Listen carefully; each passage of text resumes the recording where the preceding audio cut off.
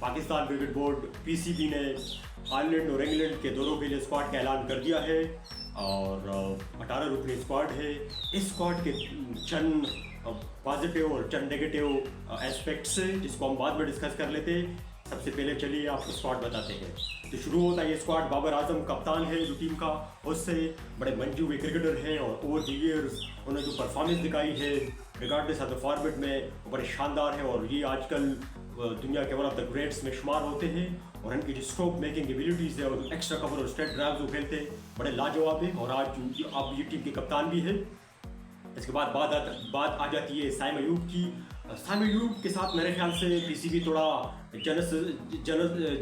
Generosity दिखा रहे क्योंकि पाकिस्तान में अमूमन ऐसा होता नहीं है, जब कोई प्लेयर परफॉर्म नहीं करता है तो उसको बहुत कम मौके मिलते हैं, लेकिन साइम अयूब को बहुत ज़्यादा मौके अब दी जा रही है। इंटरनेशनल सर्किट में ये नाकाम हो रहे हैं, लेकिन मेरे ख्याल से ये अच्छी बात है क्योंकि अब साइम अयूब की जो टैलेंट है वो आप हर रोज़ नहीं देते हासिल कर सकते। तो बहुत ज़्यादा टैलेंट इस पोटेंशियल इस बंदे में मौजूद है और उनका जो नो लुक शॉट्स है और जो एफर्टलेस स्ट्रोक जब ये मारते तो बड़े शानदार और जानदार होते हैं।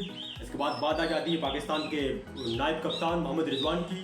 इंजरी से उसकी वापसी हो रही है और स्क्वाड में वो सेलेक्ट हुए हैं और 2020 से मोहम्मद रिजवान जिस तरह परफॉर्मेंस रहे इस फॉर्मेट में तो बड़े शानदार और जानदार है।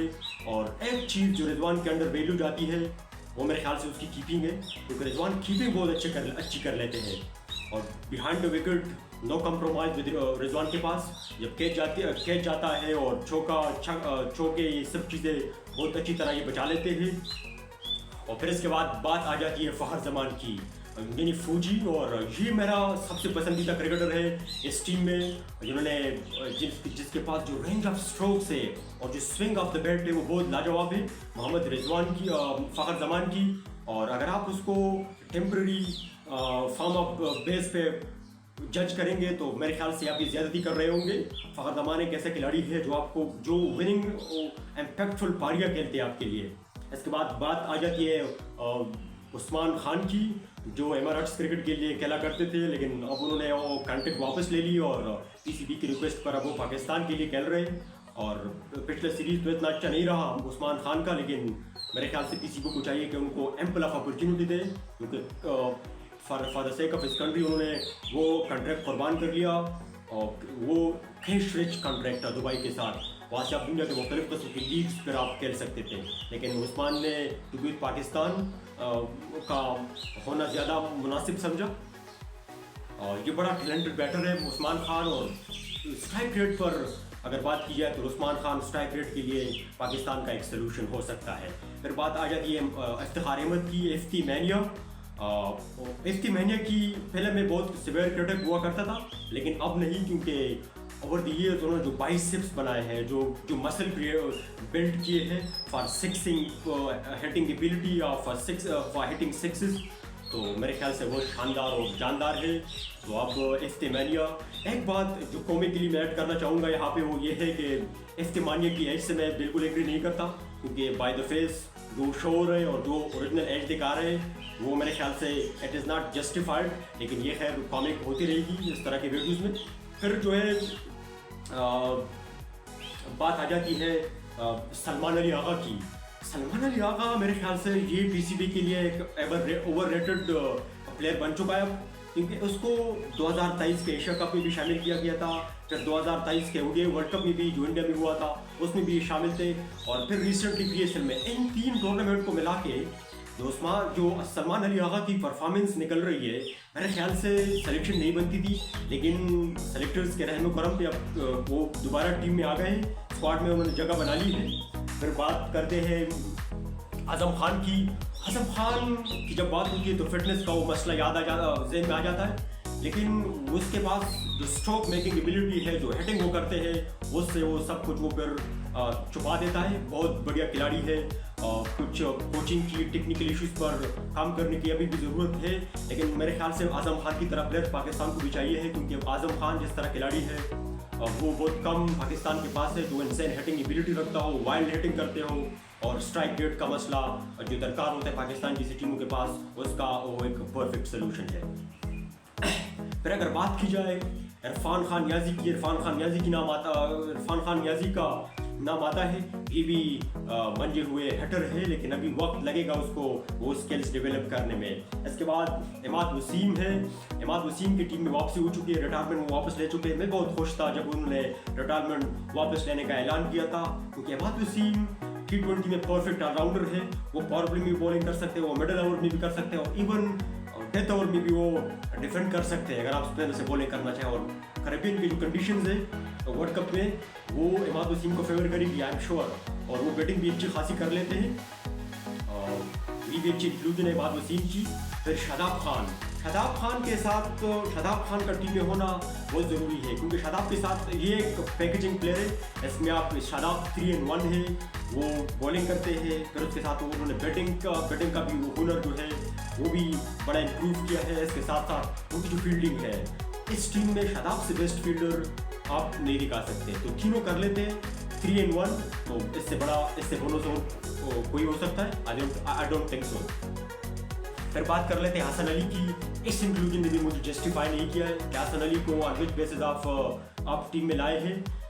ये हसन अली जिसकी परफॉर्मेंसेस रिसेंटली अगर आप देखें टूर्नामेंट्स में, तो आई डोंट थिंक कि his performances justifies his inclusion. फिर बात कर लेते हैं अब्बास अफरीदी की। एक और अनअर्थ टैलेंट है, और ओवर 2-3 साल में ये बहुत इम्प्रूव हुए हैं अब्बास अफरीदी। फिर बात करते हैं मोहम्मद आमिर की। मोहम्मद आमिर का नाम आ जाता है जो सेलेक्ट हुआ है स्क्वाड के लिए। वो जो है बहुत तजुर्बाकार क्रिकेटर है, और इसके बारे में जो चीज़ मशहूर है वो ये है कि पाकिस्तान जो पिछले 30 साल के अरसे में 2 टूर्नामेंट आईसीसी जीत चुके हैं, और उन दोनों टूर्नामेंट्स में पाकिस्तान की टीम के साथ मोहम्मद आमिर थे। मोहम्मद आमिर उस टीम का हिस्सा थे, और न सिर्फ हिस्सा थे बल्कि जो परफॉर्मेंसेज उन्होंने दिखाई है ओवर द ईयर्स उन दोनों टूर्नामेंट्स में बड़े लाजवाब थे। फिर इसके बाद शाहीन की बात करते हैं। शाहीन भी फॉर्म में वापस आ चुके हैं, अच्छी शगुन है पाकिस्तान के लिए। और लास्ट मैच में जो परफॉर्मेंस दिखाई है न्यूजीलैंड के खिलाफ बड़े शानदार, उसके कारण पाकिस्तान ये जीत चुका था। और शाहीन जो नए बॉल के साथ स्पेल करता है, कोई नहीं बोल सकता, मैजिकल स्पेल होता है, और दुनिया का कोई भी बैटर हो वो नहीं चाहता कि उस स्पेल को वो फेस करे।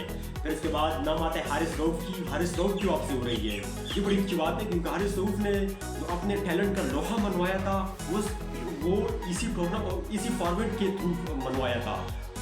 ओडीआई में आप उसके इंक्लूजन को क्रिटिसाइज कर सकते हैं, मैं भी करता हूँ, क्योंकि परफॉर्मेंसेज उतनी अच्छी नहीं है, लेकिन T20 में you can not criticise Haris Rauf. एक आध गलतियाँ हो जाती वजह से, लेकिन इज रॉ पेस और मेरे ख्याल से परफेक्ट इंक्लूजन है।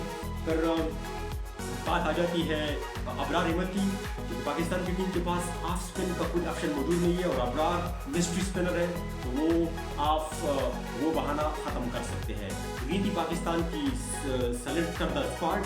अब बात करते हैं कुछ फ्लॉज की या negative aspects of the squad की। वो ये है कि आप सबसे पहले हसन अली की इंक्लूजन की, जो मेरे ख्याल में जस्टिफाई नहीं करते परफॉर्मेंस के साथ अगर आप कंपेयर करें। फिर आपने सलमान अली आगा को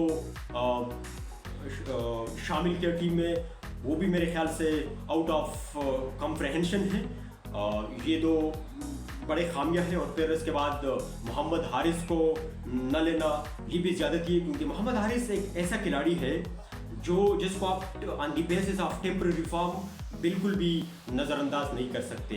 उनकी जो हिटिंग एबिलिटी है, अगर आप उसको ओडीआई में खिला रहे हैं, T20 में नहीं खिला रहे हैं, he is born for this format. I am sure he is born for this format, लेकिन अनफॉर्चुनेटली वो सेलेक्टर्स के रडार में नहीं आ रहे। हम क्या कर सकते हैं, पाकिस्तान है, ऐसा माजी में भी होता रहा है, अभी भी हो रहा है। फिर उसके बाद जो है एक बात और है कि उसामा मीर को आपने किस बेस पर ड्रॉप किया। मैं भी उनका बहुत सेवर क्रिटिक रहा हूँ वर्ल्ड कप से पहले। वर्ल्ड कप में उसके इंक्लूजन का मैं भी सेवर क्रिटिक रहा हूँ, क्योंकि वो उस वक्त वो इस तरह का बॉलर था जिसकी कंट्रोल नहीं किया। एक ओवर में एक आध बार वो या तो फुल टॉस या फ्लैटेड डिलीवरी ज़रूर पहनता था, स्लॉपी डिलीवरी। लेकिन फिर PSL के शुरू होने से पहले जो मुल्तान सुल्तान ने वो यूके की फीमेल कोच हायर की थी बॉलिंग के लिए, उस फीमेल कोच ने क्या किया कि उसामा मीर की वो जो टेक्निकल इश्यूज थे एक्शन में वो निकाले, और फिर वो one of the best bowler उस टूर्नामेंट में साबित हुए। तो अब जब वो ग्रो कर रहा है उस वक्त आपने उसामा मीर को ड्रॉप किया। ये चंद नेगेटिव पॉइंट्स थे स्क्वाड के। अब आते पॉजिटिव पॉइंट्स की तरफ। पॉजिटिव पॉइंट्स इस स्क्वाड के ये है कि आपने साइम अयूब को मौका दिया, बहुत अच्छी बात है। आपने उस्मान खान पे ट्रस्ट किया, बहुत ज़बरदस्त बात है। और आपने हारिस रऊफ की वापसी की, ये भी शानदार पॉइंट्स हैं। मैं समझता हूँ कि he will be so fruitful for this team.